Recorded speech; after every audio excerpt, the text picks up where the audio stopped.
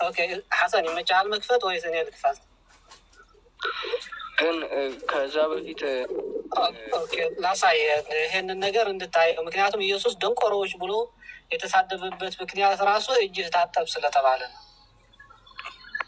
ምሳሌ በላም ነው ሽፍ ዘላ ኦኬ ታያል ሉቃስ 11 ምዕራፍ 11 ሉቃስ ምን ይላል? ኦኬ ሽፍ አሁን ምን እንዳጋጠመ አሁን ይሄ ኢየሱስ በሌላ ጉዳይ ቢሆን ኖሮ ጠላትነታቸው ምሳም ሊበላ አይሄድም ነበር። እናንተ ክፉዎች ለምንድን ነው ምሳ ሊበላ በመጣው ምናምን ብሎ ወደ ምሳ እንትን ወደ ማዕድ ከመቅረቡ በፊት ይሳደብ ነበር። ጉዳዩ ግን እጅህ ለምን ስላልታጠብክ ተብሎ ምክንያት ያደረገ መሆን የምናየው ከታሪኩ ነው። ምክንያቱም አንተ ለምሳሌ ወደ ቤቴ ከመጣ ዝም ብዬ ቆየሁና እጅ ሳልታጠብ መብላት ጀመርኩኝና በእኔ ተገረምክ። ከዛ መሳደብ ከጀመርኩኝ ሌላ ምክንያት ሳይሆን እያሳደበኝ ያለው እኔ ለምን አትታጠብም ተብያለሁ ብዬ ተናድጄ ነው ማለት ነው። ሌላ ምክንያት ቢሆን ግን ምሳ ሳንበላ አስቀድሜ አንተ እንደዚህ ብዬ እነግርህ ነበር። ሹፍ እዚህ ላይ ምን ይላል? ኦኬ ሉቃስ ምዕራፍ 11 ነው ይሄ። ኦኬ እንግዲህ ይላል ይህንን ሲናገር አንድ ፈሪሳዊ ከእርሱ ጋር ምሳ ይበላ ዘንድ ለመነው። ገብተውም ተቀመጠ። የሚናለው ፈሪሳው ና በቃ አብረን ምሳ እንብላ ምናምን አለው። እስካሁን ድረስ እየተሳደበ አይደለም። ገብቶ ተቀመጠ። ከምሳም በፊት አስቀድሞ እንዳልታጠበ ባየው ጊዜ ፈሪሳው ተደነቀ። ለምን እጅ አይታጠብም? እጅ ሳይታጠብ ሊበላ ነው እንዴ ብለህ የሰው ቤት ነው የሄደው ኢየሱስ ከሚገርም ማለት ነው። እንዴ ለምን እጅ አይታጠብም ብሎ ተደነቀ። አንተ ገረመ ማለት ነው ሰውዬው። ከዛ ኢየሱስ ምን አለ?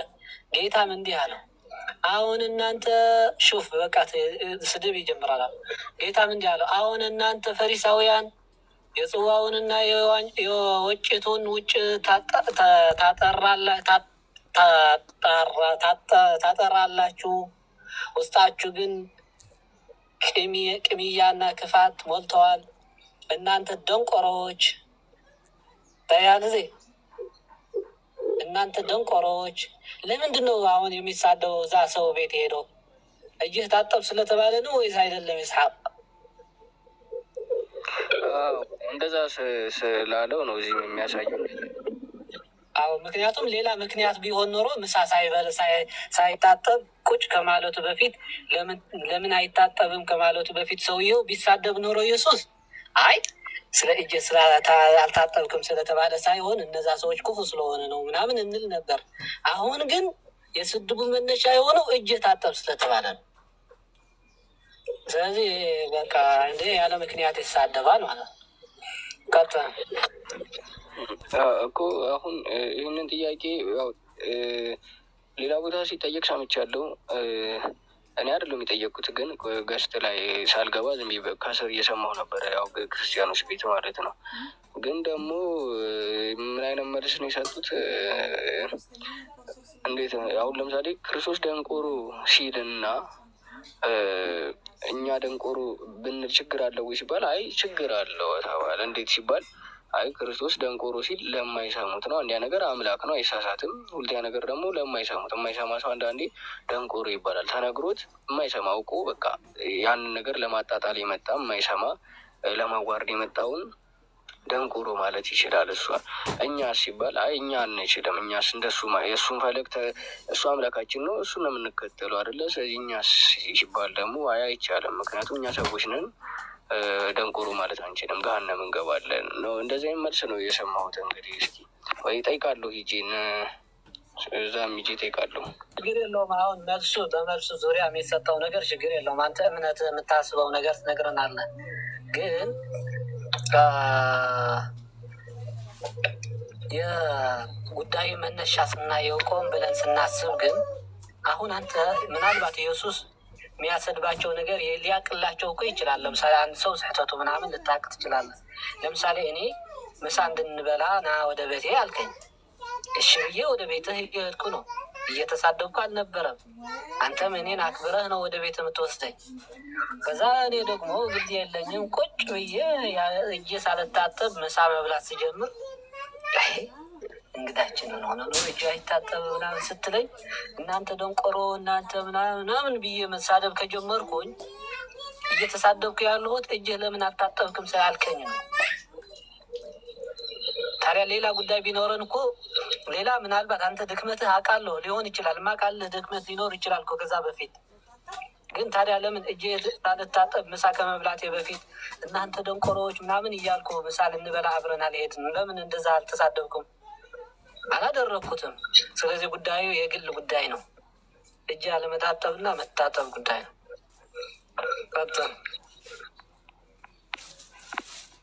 አዎ ብቻ እንደዛ ነው።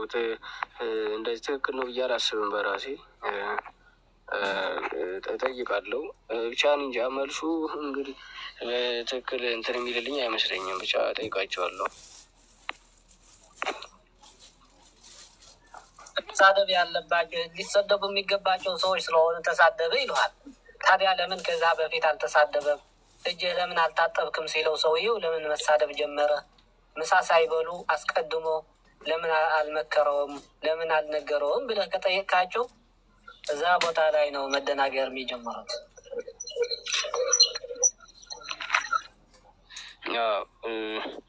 ብቻ እንደዛ ነው። ብቻ እጠይቃቸዋለሁ።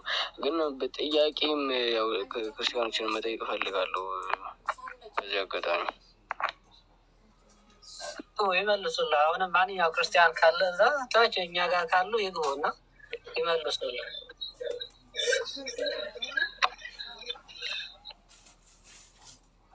ሰላም አለይኩም ወራህመቱላሂ ወበረካቱ። ኡስታዝ አንደኛ ክስተት ላይ ያለውን 3 መጽሐፎች ላይ አግኝቼዋለሁ።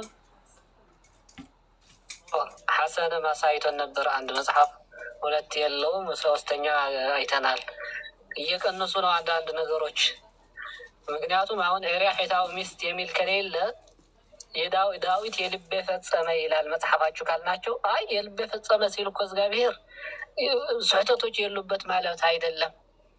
ለምሳሌ የኦሪያሒታው እኮ ስህተት ነው ብሎታል ምናምን ብሎ ከዛ ብዙ ሚስቶች ማግባትም እኮ ስህተት ነው ብሎታል ይሉናል። ራላለውን መጽሐፍ ካልናቸው ምን ይላሉ? ታዲያ የኦሪያሒታው ሚስትስ መቼ ተገለጸች? ስህተት ተብላ ዜላ ያልተቀመጠችም ብሎ ለመከራከር እንዲመቻቸው ነው ያስወጡት። እግዚአብሔር ግን ለይቶ ምን አለ? የኦሪያሒታው ሚስት ብቻ ነች ስህተቱ፣ ከዛ ውጭ የሰራቸው ስራዎች ሁሉ ትክክል ናቸው አለ። እንዴት? ለምሳሌ የኢየሱስ እናት ማነች? እቺ ሚስት ነች፣ የሰሎሞን እናት። ሰሎሞን የኢየሱስ ዘር ነው። እቺ ሚስት እንኳን ሲወስድ ምንድን ነው ያደረገው? ባልዋን ከሞተ በኋላ ሐዘንዋን ምናምን በቃ ጨርሳለች ምናምን ካለ በኋላ ይዘዋችሁ ነው ብሎ ሰዎች ላከ ወደዚህች ሚስት ማለት ነው። ከዛ ሰዎች ወደ ቤቷ መጡለት። በቃ ሚስቴ ናች ብሎ ከእርሷ ጋር መኖር ጀመረ። ልጅ ወለደ ሰሎሞን። እዚህ ቦታ ላይ ሲቃወም አናየውም። ቀጥሉ ኢንሻአላህ።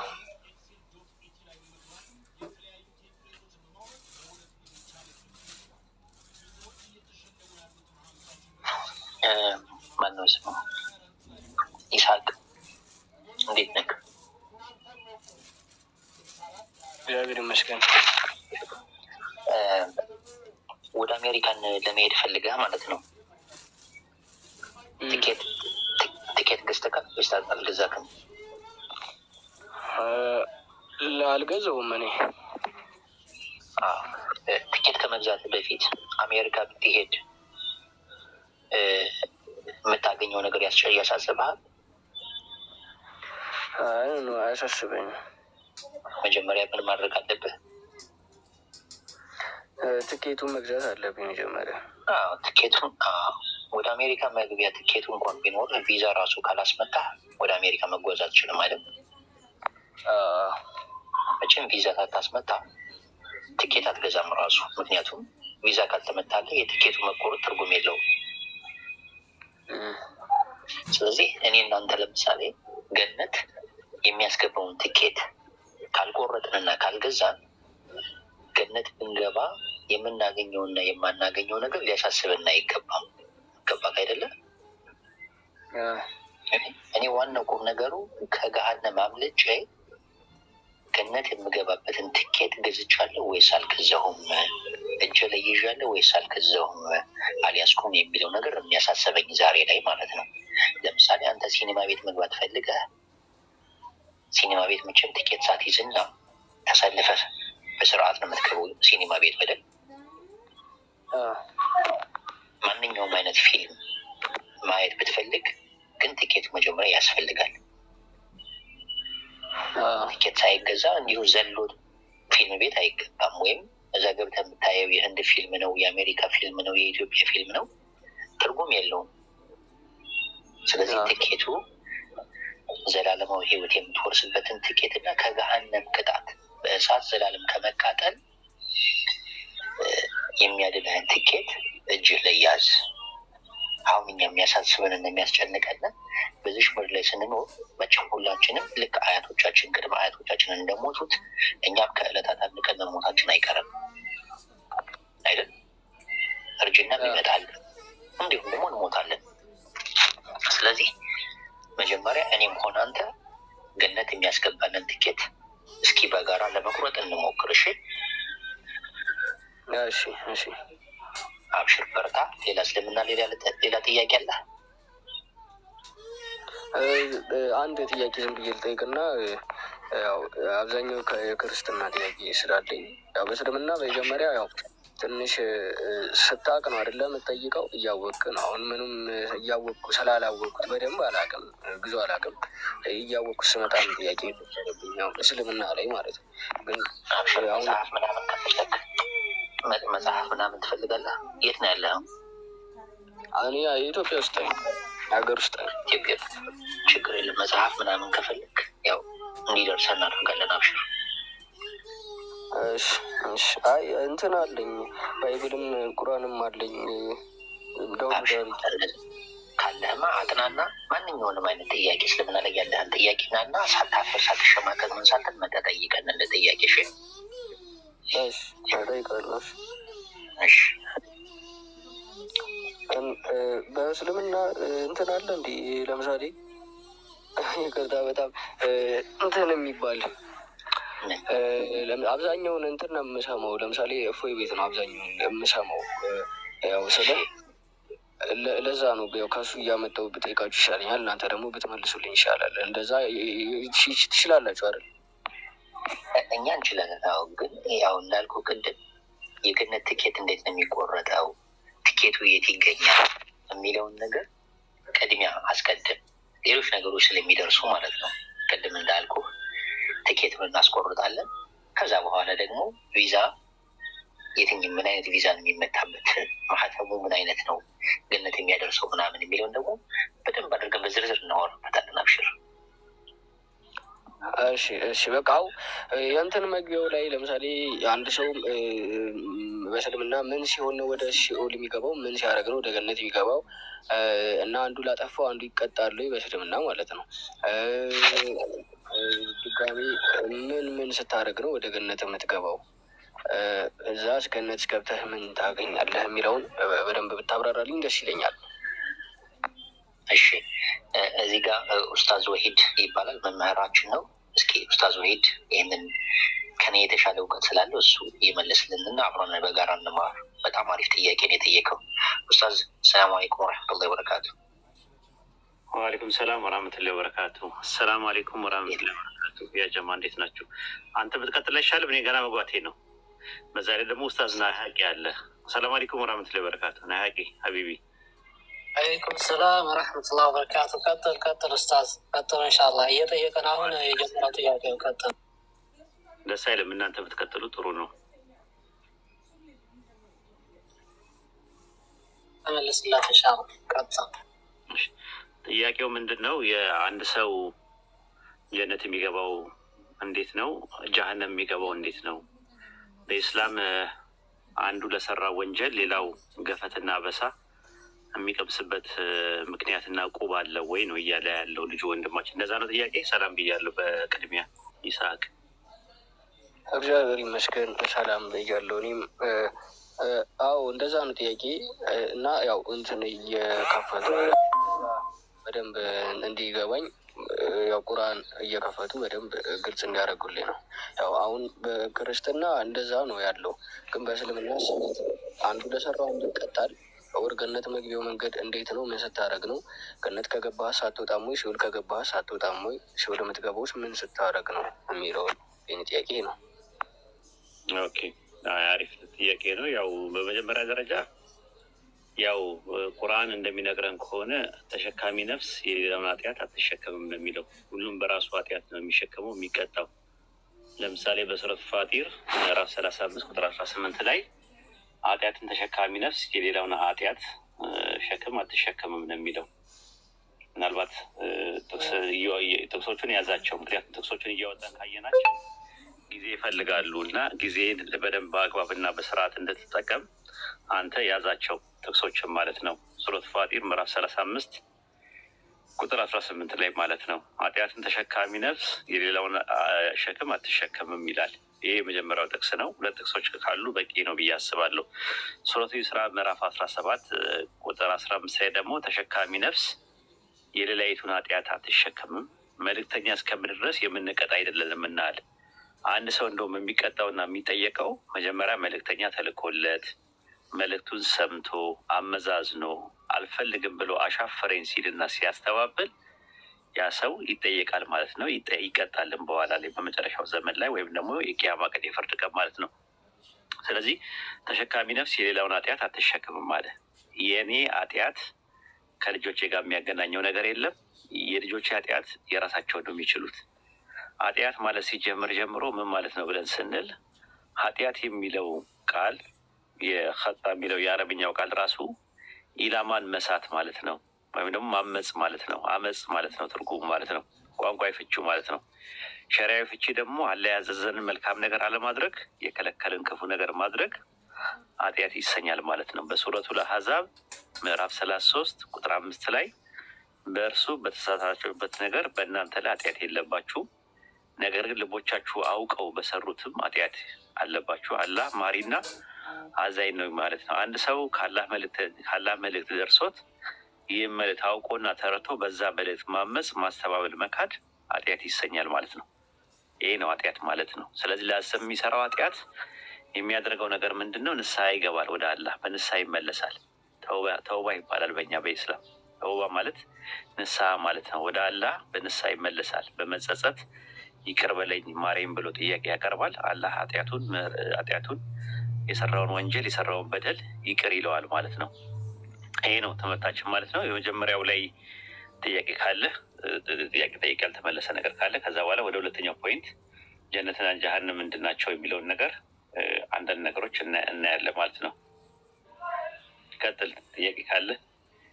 እሺ፣ ንስሐ አሁን ለምሳሌ ንስሐ እንዴት ነው የሚገባው? ንስሐ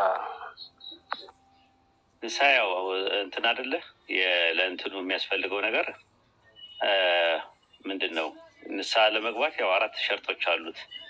መጀመሪያ የሚሰራው የነበረው መጥፎ ነገር መተው ነው የመጀመሪያው ማለት ነው። ከዛ በኋላ ደግሞ በሰራው ስራ መጸጸት ነው። ከዛ ወደዛ ነገር ደግሞ እንዳይመለስ ጸጸት ነው ማለት ነው። ይጸጸታል ማለት ነው ያ ሰው ማለት ነው። እና 4 እንትኖች አሉ። አራተኛው ደግሞ የሰው ሀቅ ነክቶ ከሆነ የሰው ሀቁን ያንን እንትን ይላል ማለት ነው፣ ይመልሳል ማለት ነው። እና የመጀመሪያው ያዘው ነደም ይባላል በኢስላም። ነደም ማለት መጸጸት ማለት ነው። በቃ የሰራው ነገር በቃ ተሰምቶት ይቅር በለኝ ፈጣሪም ብሎ ይቅርታ ይጠይቃል ማለት ነው። እስቲግፋር ይባላል እሱ ማለት ነው። ይቅርታ ይጠይቃል አላህም ማለት ነው። ይሄ የመጀመሪያው እንትን ነው። ሁለተኛው ደግሞ ይቅላ ይባላል ማለት። ይቅላ ማለት ምንድን ነው? ተወ ነው፣ መተው። ያ የሚሰራው መጥፎ ነገር መተው መቻል አለበት ማለት ነው። ሶስተኛው አዝም ይባላል፣ ቆራጥነት ከሰራው ስራ እንትን ይላል። ከዛ ደግሞ የሰው ሀቅ ነክቶ ከሆነ አፉ የሚባል ነገር አለ፣ ይቅርታ መጠየቅ። የሰው ሀቅ ነክቶ ከሆነ ሰውን ዞልሞ ከሆነ እንደዛ ነው። ስለዚህ የንስሐ መስፈርቶቹ 4 ናቸው ማለት ነው። ከዛ አንጻር ነው ንስሐ ሲገባ አንድ ሰው ይጸጸታል ማለት ነው። አላህን ይቅር በለኝ ብሎ አላህን ይቅርታ የሚጠይቀው ቄስ ጋር፣ ካህን ጋር ወይም ደግሞ ሌላ ሰው እንዲያጥያ ሰርች የነበረ እባክህ ጸልይልኝ ምናምን አይባልም። የተከለከለ ነው በኢስላም። እኔ ለሰራሁት ወንጀል የምተሳሰበው የሚጠይቀኝም አላህ ስለሆነ ለአላህ በሚስጥር ተዋድቄ በመተናነስ ይቅር በለኝ ኃጢአቴን ብዬ እንትዳለሁ፣ ይቅርታ ጠይቃለሁ።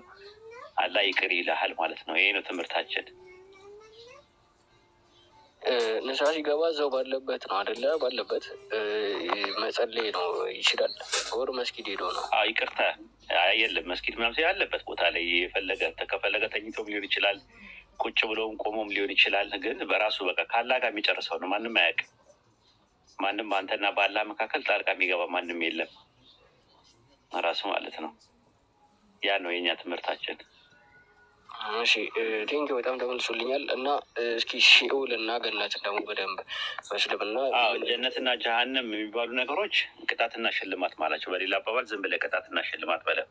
እዚህ ዱንያ ላይ ስንኖር ለተባለው ነገር ስንታዘዝ አላህን ስናምን እሺ ብለን ስንቀበል ጀነት እንገባለን ማለት ነው። በተቃራኒ ደግሞ ስንክድ ስናስተባብል እምቢ ስንል አሻፈረኝ ስንል ደግሞ ጀሀነም ሰዎች ይገባሉ። አላህ ከጀሀነም ይጠብቀን። ያላን ሀቅ ሰዎች ከነኩ ከአላህ በስተቀር በሀቅ የሚመለክ አምላክ የለም ብለው እሱን በብቸኝነት የፈጠራቸውን የአምልኮ ሀቅ እሱን የሚገባው ብለው እሱን ካመለኩ ጀነት ይገባሉ። በተቃራኒው ደግሞ በእሱ ላይ ካጋሩና እሱ ያመጣውን መልእክት ከካዱና ካስተባበሉ የጀሀነም ይሆናሉ ማለት ነው። አሁን እዚህ ዱንያ ላይ እያለን የሚሰጠን ቅድም ሀሰን እንደነገረ ትኬት ነው ራሱ ማለት። ትኬቱ ምንድን ነው? ተስፋና ዋስትና ነው አላህ የሚሰጥ በቁርአን። ለእነዚህ ያላመኑት መልካም ለሰሩት ጀነት ይገባሉ ብሎ አላህ ምን ሰጥቶናል? ተስፋ ሰጥቶናል፣ ዋስትና ሰጥቶናል። ላኢላሀ ኢለላህ የሚለውን ገመድ እንድንይዝ ዋስትና ሰጥቶናል ማለት። ይህንን የያዘ ጀነት ይገባል ማለት ነው። ስለዚህ እንደ ትኬቱ ነው። ትኬቱ እጅ ላይ መጣል የለብህ። ትኬቱን አልፈልግም ብለህ ከእጅ ስትጥለው ያኔ መግባት አትችልም። ትኬቱ ምንድን ነው እንዳልኩ ላኢላሀ ኢለላህ የሚለው ነው እጅ ላይ ያለው ማለት ነው። ይሄ ነው ያለው ነገር። በተቃራኒው ደግሞ ጀሀነም የሚባለው ነገር ደግሞ ዛቻና ዘበት ነው። ዘበት ነው፣ ዛቻ ነው ራሱ። ይሄ እንደዚህ ያደረጉ ሰዎች ቅጣት አላቸው። ከዚህ ቅጣት ተጠንቀቁ ተብሎ ማስጠንቀቂያ ተሰጥቶናል። ስለዚህ ከዛ ነገር ተጠንቅቀን የአላህ ያለንን ነገር መስማት መቻል አለብን ማለት ነው። ስለዚህ ጀነትም ጀሀነምም ከሞት በኋላ ወይም ደግሞ በፍርድ ቀን ከተቀሰቀሰን በኋላ ጀነትና ጀሀነም የሚባል ነገር አለ ማለት ነው። ይሄ ነው ትምህርታችን። ስለዚህ አሁን ለምሳሌ አንድ ሰው ሰውን ገሎ ያ የገደለውን ሰው እዛው ይቅር በሌም ብሎ አላህን እዛው ሰው ገሎ እዛው ጋር ደግሞ ይቅር በሌም ቢለው ይምረዋል ወይስ? ነው የሰው ሀቅ ነው። የሰው ሀቅ ነው እሱ የሰው ሀቅ ነው። አሁን ለምሳሌ አንድ ሰው የአሳማ ስጋ ቢበላ የሰው ሀቅ ሳይሆን የራሱ ሀቅ ነው። ኸምር ቢጠጣ የራሱ ሀቅ ነው። ስለዚህ ለራሱ ሀቅ አላህን ይቅር በሌም ብሎ መጠየቅ ይችላል። የሰው ሀቅ ግን ከነካ፣ ከተሳደበ፣ ከተማታ፣ ሰው ከገደለ የሰው ሀቅ ነው። ስለዚህ ሰው ከገደለ የገደለው ሰውዬ ቤተሰቦች ጋር ነው ሀቁን የሚወጣው። እነዛ ሰዎች ይቅር ብለነዋል ካሉ ይቅርታ ይደረግለታል። ነገር ግን ለገደለ ሰው የገደለ ሰው ቅጣቱ ግድያ ነው፣ ይገደላል። የገደለ ሰው ይገደል ነው የሚለው በኢስላም አስተምሮት፣ ይገደላል ማለት ነው። የሰው ሀቅ ስለሆነ ማለት ነው። 100 ብር ሰርቆ ከሆነ ደግሞ 100 ብር ይመልሳል። ንስሐ ሲገባ አራተኛው ሸርጥ ምንድን ነው? የሰው ሀቅ ስለሆነ 100 ብር ወስዶ ከሆነ 100 ብር ይሰጣል። 100 ብር መውሰዱ አደጋ ካለው እንደ ሀዲያ እንደ ስጦታ አድርጎ 100 ብሩን ይሰጠዋል ለሰውየው የወሰደበት። አይ ሰውየውን ሊያገኘው አልቻለም ከተባለ ደግሞ ሰደቃቱል ጃሪያ አድርጎ ለመሳኪኖች ለምስኪኖች ወይም ደግሞ ለነዳያን ይሰጣቸዋል ማለት ነው። ያንን ብር ማለት ነው። እሱን ማግኘት ካልቻለ ማግኘት እሱን ወይ ሞቶም ከሆነ ምናምን ወይ የሆነ ነገር ከሆነ በዛ አይነት መልኩ ከፋራውን ያወጣል ማለት ነው። ይህን ይመስላል። እሺ እና አሁን ለምሳሌ ያ የገደሉበት ሰው ቢገል አንድ ሙስሊም ሰው ተነስቶ ሰዎቹን ገደለባቸው። ያው ግን ለምሳሌ አንድ ሰው ሙስሊም ነው፣ ግን ክርስቲያንን ሰው ቢገል ራሱ ክርስቲያኖች እስካልፈቀዱ ድረስ የሰው ሀቅ ነው ስላሉኝ ክርስቲያኖች እስካልፈቀዱ ድረስ ያ ሰውዬ ኦር ሊማር ኦር እንትን ሊል አይችልም አይደለ? የሰዎች ውሳኔ ክርስቲያኖችን ቢሆኑ ማለት አይደለ? ምናልከኝ ሰዎች ሰው ቢገድል ለምሳሌ አንድ ሙስሊም አንድ ክርስቲያን ተነስቶ ቢገል ከዛ ከገደለው በኋላ ክርስቲያኖቹ ክርስቲያን ቢሆኑም የእነሱ ውሳኔ ይፈቀደ የመጀመሪያ ይታያል አይደል? አላህ ቢሆንም የክርስቲያኖችን ሰው ከገደለ ወንጀል ነው። ሙስሊም ክርስቲያን አይልም እኮ ወንጀል ነው ራሱ ማለት ነው። ክርስቲያንን ከገደለ ሙስሊምን ከገደለ የሚባል የለም። ከገደለ ሰው ይገደላል። እንትን ከሆነ ደግሞ ይገደላል ማለት የገደለ ሰው ይገደላል። እንደዛ ነው። የሰረቀም ሰው እንደዛ ወንጀለኛ ነው። የሚሳደብም ሰው ሙስሊም ስለሆነ ብቻ ክርስቲያንን መሳደብ አለበት ተብሎ የሚባል ህግ የለም እኛ ጋር። ይጠየቃል እንደ ወንጀል ነው። ወንጀል ከሆነ ወንጀል ነው፣ ሀራም ከሆነ ሀራም ነው አንድን ነገር እኮ። ስለዚህ ለምሳሌ አንድ ሙስሊም አንድ ክርስቲያንን ከገደሉ በኋላ ወንጀል ነው። አዎ እሺ፣ ወንጀል ነው። ከዚያ ያ የሰው ሀቅ ነው አይደለ? ያው ቅድም ያሳማ የሰው ሀቅ ነው። የሰው ሀቅ ነው። ቤተሰቦቹ ይጠየቃሉ። ካሳውን ወይ ካሳ ይከፍላል በገንዘብ ተቀይሮ፣ ወይ ይቅር ይሉታል ሰዎቹ፣ ወይ ደግሞ ለሰራ ወንጀል እጁን ያገኝ ካሉ ደግሞ ይገደላል ማለት ነው ያ ሰው። እሺ፣ ስለዚህ ክርስቲያኑ ለምሳሌ የእነሱ የሰዎቹ ውሳኔ ሰው ሀቅ ስለሆነ ሰው መግደል የሰዎቹ ውሳኔ ይታያል ስላሉ ቤተሰቡ የእሱ የተገዳዩ ሰው ቤተሰቦች ናቸው የሚወስኑት። ይቅርታ ሊሉ ይችላሉ፣ ወይም ካሳ ሊጠይቁ ይችላሉ፣ ወይም ደግሞ በሶስተኛ ደረጃ ደግሞ የልጃችን ገንዘብ ወይም የወንድማችን ገንዘብ ይበቀልልን ከተባለ ያ ሰው ይገደላል ማለት ነው። የገደለ ይገደላል ማለት ነው። ሶስት ነው ምርጫው። እሺ፣ ስለዚህ ክርስቲያኖቹ ለምሳሌ የእነሱ ውሳኔ ይጠበቃል። አሁን ለምሳሌ እኛ ምረነዋል ክርስቲያኖቹ፣ እኛ በቃ ቤተሰባችን ይማራል፣ አይገደልም። ስለዚህ ያ ሰውዬ ሳይገደል ይቅር በለኝ ብሎ አላህን ይቅር ብሎት ያ ሰውዬ ቢሞት ያው ገነት ሊወርስ ይችላል ማለት ነው። ጀነት የሚገባው በዋነኝነት እንድታስብ የምፈልገው ጀነትና ጀሀነም የሚገባው ዋናው ነገር ትልቁ ነገሮች እምነት ነው፣ ኢማን ነው። በኢማንና በኩፍር ነው ጀነትና ጀሀነም የሚገባው።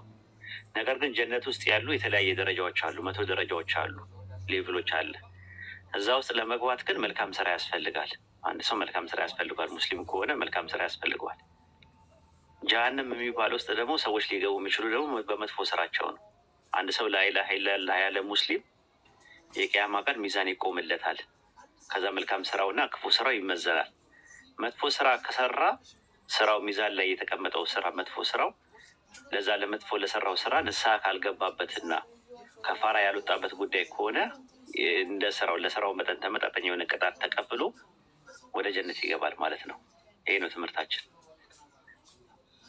እሺ፣ ስለዚህ ያ ሰው አምኗል አይደል? እሱማ ካላመነማ ያው እንዴት ይሆናል? ንስሐ ያልገባበት ጉዳይ ከሆነ ማለት ነው። ንስሐ ያልገባበት ጉዳይ ከሆነ ነገር የሰው ሀቅ ሲሆን ሰውየው ነው የሚወስነው ራሱ ማለት ነው። ንስሐ ገብቶበት ያን ነገር ተዋለሁ ብሎ ለምሳሌ የሚሰርቅ ሰው ከነበረ ትቻለሁ ብሎ ግን የሰረቃቸውን ሰዎች ሀቅ መክፈል መቻል አለበት። እነዛን ሰዎች ካላገኛቸው ሰደቀቱን ጃርያ አድርጎ ከፋራውን ያወጣል። ለመሳኪኖች ማለት ነው፣ ለነዳያን የሚባሉት ለድሆች ማለት ነው። እና ለእነሱ ይሰጣቸዋል ገንዘቡን ማለት ነው። ምንድን ነው ሰውየው በህይወት አለ ከተባለ ለሰውየው ይሰጠዋል። እንዲህ በድዬ ነበር አፉ በለኝ ይለዋል። ገንዘቡ አቅሙ ከሌለው እንዲህ ብር ሰርቄ ነበር ይቅርታ አድርግልኝ ይለዋል። ብሩ ካለው ደግሞ ይሰጠዋል። ከነገረው ደግሞ አደጋ ካለው ደግሞ ሀዲያ አድርጎ ይሰጠዋል። 100 ብር ከሆነ እንካስጦታ እስኪ ይቺን ነገር ተቀበል ልስጥ ብዬ ነው ምናምን ብሎ ይሰጠዋል ማለት ነው። በስጦታ በሀዲያ መልኩ ማለት ነው። ይሄ ነው። አንድ ሰው ተፈርዶበት ለምሳሌ ሲኦል ጀሀነም ገባ። ከዛ የመውጣት እድል የለውም። እዛ ነው ዘላለም አለሙን የሚሆነው። አንድ ሰው ተፈርዶበት ማለት የትኛው የሙስሊም ያልሆነ አካል? እስኪ አሁን በመጀመሪያ ሙስሊም ያልሆነ አካል ላይ መልሱልኝና ከዛ ሙስሊም የሆነ ሙስሊም ያልሆነ አካል ሁለት አይነት እንትኖች አሉ። አንደኛ መልእክቱን ያልሰሙ ሰዎች አሉ። አረጋውያን ሆነው ምንም የጃጁ ሰዎች አሉ። እንደገና ደግሞ የአእምሮ ችግር ያለባቸው ሰዎች አሉ። ለአቅመ አደምና ለአቅመ ሐዋ ያልደረሱ ሰዎች አሉ። እነሱ ሲሞቱ ጀሀነም አይገቡም። ምንድን ነው የሚሆኑት? አላህ የቂያማ ቀን ጤነኛ አእምሮ ሰጥቷቸው መልእክቱን አሰምቶ ይፈትናቸዋል የቂያማ ቀን። በዱንያ ላይ ግን መልእክቱን ያልሰሙ ሰዎች፣ ለአቅመ አደምና ለአቅመ ሐዋ ያልደረሱ ሰዎች፣ የአእምሮ ችግር ያለባቸው ሜንታል ሪታርድድ፣ ዳውን ሲንድረም፣ ኦቲዝም፣ አዴሆዴ የመሳሰሉ በሽታዎች ያለባቸው ሰዎች የቂያማ ቀን ጤነኛ የሆኑና አላህ በራሱ ይክማ እና በራሱ እውቀት ይፈትናቸዋል ማለት ነው። ከዛ ፈተናውን ሲያልፉ ጀነት ይገባሉ። ፈተናውን ከወደቁ ደግሞ ጀሃነም ይገባሉ ማለት ነው። ፈተናውን አላህ ብቻ ነው የሚያውቀው። ይሄ ነው ያለው ማለት ነው። መልእክቱን ደግሞ ሆን ብለው የሰሙ ሰዎች፣ ጤነኛ አይምሮ ያላቸው፣ ለአቅመ ሐዋና ለአቅመ አደም የደረሱ ሰዎች የኢስላምን መልእክት ሰምተው ሆን ብለው ስራዬ ብለው ሲያስተባብሉ እነዛ ሰዎች ጀሃነም ይገባሉ ማለት ነው። አላህ ከጀሃነም ይጠብቀን። ይሄ ነው ያለው። ከሙስሊም ውጭ ያሉ ሰዎች በሁለት መልኩ ነው የሚታየው ማለት ነው። ሙስሊም የሆኑ አካላት ደግሞ ላኢላሃ ኢለላህ ብለው ያሉ ሰዎች ጀነት ይገባሉ። ነገር ግን መጥፎ ስራ ከሰሩስ፣ ለምሳሌ አላህ በብቸኝነት እያመለኩ ማንንም ሳያጋሩ ሳይክዱ እየኖሩ ነገር ግን ለምሳሌ ቢሰርቁ ቢዋሹ ምን ቢሉ ለዛ ላደረጉበት ነገር ንስሐ መግባት አለባቸው። ወደ አላህ በንስሐ መመለስ አለባቸው። ያንን ካላደረጉ ግን አላህ የቂያማ ቀን ይጠይቃቸዋል። ሂሳብ አለ። ለበደሉት በደል ይጠየቃሉ ማለት ነው። ይሄ ነው። ተመለስ።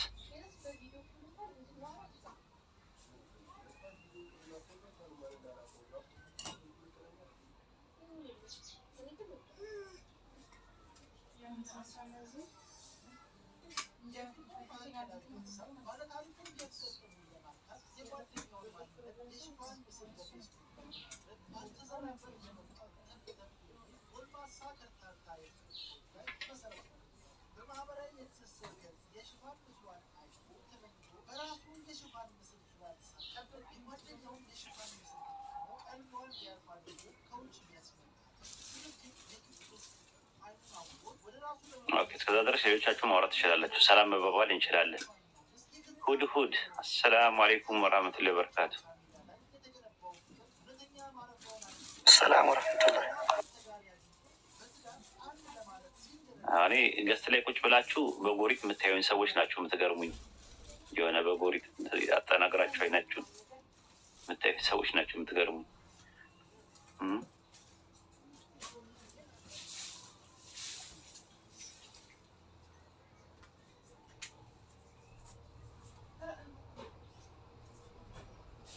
አሁን ዘይነብ እሟይመን ምናምን ሳስባቸው እንዲህ ነው የሚያዩኝ በጎሪጥ።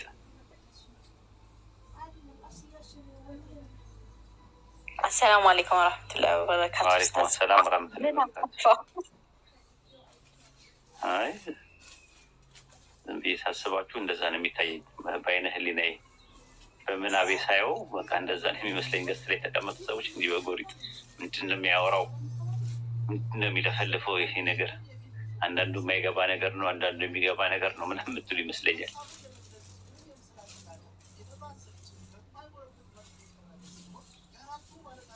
አንድን ሀሳብ አንስተህ ሁለቴ ሶስቴ ካልደጋገምከው በደንብ አንረዳም። አንዳንዴ ሳንረዳቸው የሚያልፉ ነገሮች አሉ። ከአቅማችን በላይ መቅዳት ነው። መቅዳት ቀርቶ እንትን ማለት መጠየቅ፣ መጠያየቅ ጥሩ ነገር ነው።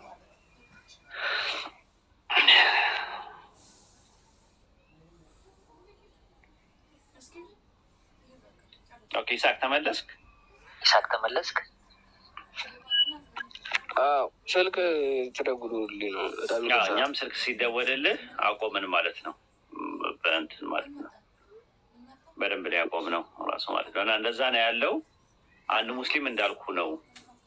ላኢላሃ ኢለላህ ያለ ሰው ሙስሊም እንትን ቢል የሰው ሀቅ ቢነካ ምን ቢል ትላልቅ ወንጀሎችን ከሰራ ለዛ የሚያስፈልገው ነገር ንስሐ መግባት ይጠበቅበታል። ንስሐ ባልገባቸው ነገሮች ላይ ደግሞ አላህ የቂያማ ቀን ሚዛን የሚባል ነገር አለ። መልካም ስራና ክፉ ስራ ይመዘንና ለሰራው ስራ አላህ ይጠይቀዋል፣ ይቀጠዋል። ሙስሊም ነው ብሎ እንትን የለውም። አላህ እውነተኛ ፈራጅ ነው። እውነተኛ ፍትህ ያለው እሱ ጋር ነው። ሙስሊም ስለሆነ ብቻ እንደፈለገ መራገጥ አለበት አይደለም። አደብ የሚባል አለ ራሱ ማለት ነው። አክላቅ የሚባል ነገር አለ። ግብረ ገብና ስነ ምግባር የሚባል አለ። ኤቲክስ እና ሞራል የሚባል ነገር አለ። ስለዚህ ሙስሊም ሆኖ የሚዋሽ ከሆነ፣ ሙስሊም ሆኖ የሚሳደብ ከሆነ፣ ሙስሊም ሆኖ ሰውን የሚደበድብ ካለ አላህ የቂያማ ቀን ይጠይቀዋል። አይ ሙስሊም ነህና እንደፈለክ ትፈነጫለህ፣ ጀነት ያንተ ነው የሚባል ነገር የዝምድና ቤት አይደለም እስልምና። ግልጽ ነው። ግልጽ ነው። ስለዚህ አንድ ክርስቲያን ጤነኛ የሆነ እና ከእስልምና እምነት ውጭ የሆነ እምነት ክርስቲያን ብቻ ሳይሆን ሌላ እምነት የሆነ አላህን የካደ ወር ደግሞ በአላህ ላይ የደረበ ሊሆን ይችላል። ልክ ሲኦል ይፈረድበታል። እሺ ግልጽ ነው። ግን ከዛ ከተፈረደበት በኋላ በቃ ለዘላለም እዛው ነው። የምን የመውጣትም ያለ ሀቅ ከሆነ ወን ብሎ ከሆነ ግን የተለያየ ፋክተሮች ይታዩለታል። ኮዛል ፋክተር ይታይለታል። የአእምሮ የምናምን ችግር ከሆነ ኮዛል ፋክተር ይባላል። የኮንዲሽናል ፋክተር ይታይለታል። ለአቅመ አደም ለአቅመ ሐዋ ደርሰዋል ወይ? መልእክቱን ሰምተዋል ወይ? የመልእክቱን ማዕና እና ፈህም ወይም ደግሞ ሚኒንግ እና አንደርስታንዲንግ ምን ያህል ገብቶታል የሚለው ይታይለታል። ከዛ ኢንቫይሮንመንታል ፋክተር ይታይለታል።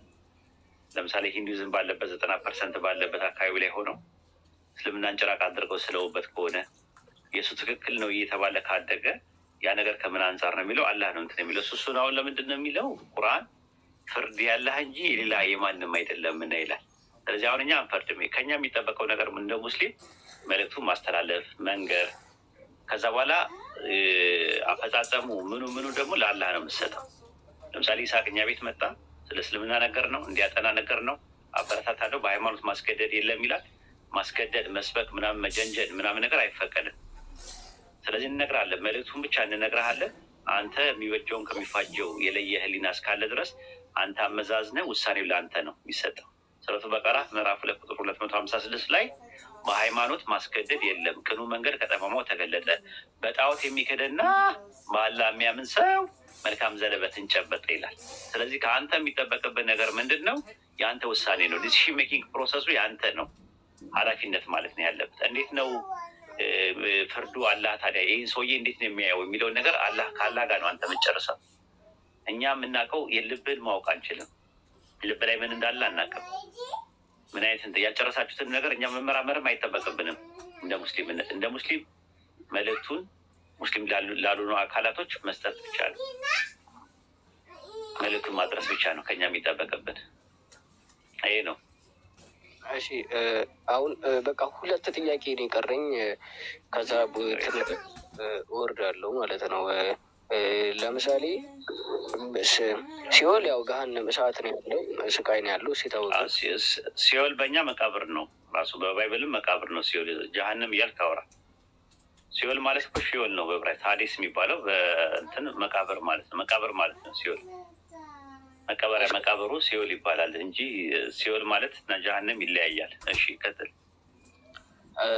እና ጀሃነም ከገባ በቃ እንትን ነው መቃጠል ነው እሱ የታወቀ። ግን የገነት አንድ ነገር ገነት ሲገባ ያው የሚሰጠው ነገር አለ። ያው እንደዛ ብላችሁ ታምናላችሁ ካልተሳሳትኩኝ? አዎ ጀነት ውስጥ 2 አይነት ጸጋዎች አሉ። አካላዊ ጸጋ አለ፣ መንፈሳዊ ጸጋ አለ። 2 ነገሮች ናቸው ጀነት ውስጥ ያሉት። እሺ ቀጥል። ላብራራለህ ትፈልጋቸዋለህ? እሱን አብራሩልኝና የመጨረሻ አንድ ጀነት ውስጥ ያሉ መንፈሳዊ ጸጋዎች የሚባሉት አላህን ማግኘት፣ ከአላህ ጋር ማውራት፣ አላህን ሊገባን በሚችለው መልኩ ተገልጦልን ማየት፣ እንደገና ደግሞ ከነቢያት ጋር ከሰማዕታት ጋር ከነቢያት ጋር ወዳጅነት በመስረት ከምንወዳቸው ዘመዶቻችን ከምንወዳቸው ሙስሊም ወንድሞቻችንና እህቶቻችን ጋር መገናኘት፣ ይሄ ምን አይነት ጸጋ ይባላል? መንፈሳዊ ጸጋ ይባላል ማለት ነው። አካላዊ ጸጋ የሚባለው ደግሞ በጀነት ውስጥ መብላት መጠጣት የሚባል ነገር አለ። ጀነት ውስጥ እኛ ጋር መዘወጃ አለ፣ መጠናዳት አለ ራሱ ማለት ነው። ከተቃራኒ ጾታ ጋር መጠናዳት የሚባል ነገር አለ በጀነት ውስጥ በእኛ ትምህርት። ይሄ አካላዊ ጸጋ ይባላል ማለት ነው በኢስላም አስተምሮት። ይሄ ነው፣ 2 ነው። መንፈሳዊ ጸጋ እና አካላዊ ጸጋ ተብለው ለ2 ይከፈላሉ ማለት ነው በጀነት ውስጥ ያለው ጸጋ ማለት ነው። ይሄን ይመስላል። ስለዚህ ያው እንደ ምድሩ ሁሉ እዛ ብዙ እንትን አለ። ለምሳሌ ምድሩን የሚመስል ነገር እዚህ እንዳለው አናውቀው። አይን ያላየው ጆሮ ያልሰማው በሰው ልብ ያልታሰበ ነገር አላህ ለባሮቹ ያዘጋጃል ነው የሚለው ሐዲስ አልቁርሲ ላይ ማለት ነው። ስለዚህ እኛ ለምሳሌ ማር ሲባል ከዱንያ ማር ጋር አናመሳስለው። ወንዝ አለ፣ የማር ወንዝ፣ የወተት ወንዝ አለ ይላል። እኛ የምናውቀው ወተት ሲቆይ ይበጣጠሳል ወይም እርጎ ነው የሚሆነው። እዛ ያለው ወተት ግን ከምድራዊ ወተት ጋር አይመሳሰልም፣ አይነጻጸርም ማለት ነው። እዛ ያለው ነገር ገይብ ነው፣ ራሱ ገይብ ነው ስልህ ከዱንያ ጋር ካለው ጋር የሚመሳሰል አይደለም ራሱ ማለት ነው። ልክ እንደዛ ነው፣ ገይብ ነው ተብሎ ነው የተቀመጠው። አይንም ያላየው ጆሮም ያልሰማው ልብም አስቦት የማያውቅ ነው የተባለው እና የስምና የባህሪ ልዩነት የስም መመሳሰል እንጂ የባህሪ አንድነት የለውም። ጥፍጥናና ጣዕሙ ቅርጽና ይዘቱ ዱንያ ላይ ካለው ይለያል። እሺ የመጨረሻ ጥያቄ ለምሳሌ አላህን በወንድ አንቀጽ ነው አይደለም የምታወሩት? እና ለምንድን ነው ለምሳሌ መለኮት ነው አይደለ? አላህ እንዴት እንደዛ? ወንደርፉል ጥያቄ። የኛ የሙስሊም እንትን ትምህርት አስተምሮቱ እንደዛ ነው። ሌሎች ሃይማኖቶች ፈጣሪን አንተ እያሉ ነው እርሱ እያሉ ለሚጠሩት፣ ግን ለምንድን ነው አንተና እርሱ ብላችሁ የምትሉት ለሚለው መልስ በቂ መልስ የላቸው። በእኛ በአረብኛ ቋንቋ ውስጥ ሶስት ነገሮች አሉ። ሲንጉላር፣ ደዋል እና ፕሉራል የሚባሉ አሉ። በአረብኛ ሙፍረድ፣ ሙተና እና ጀም ተብሎ ለሶስት ይከፈላሉ።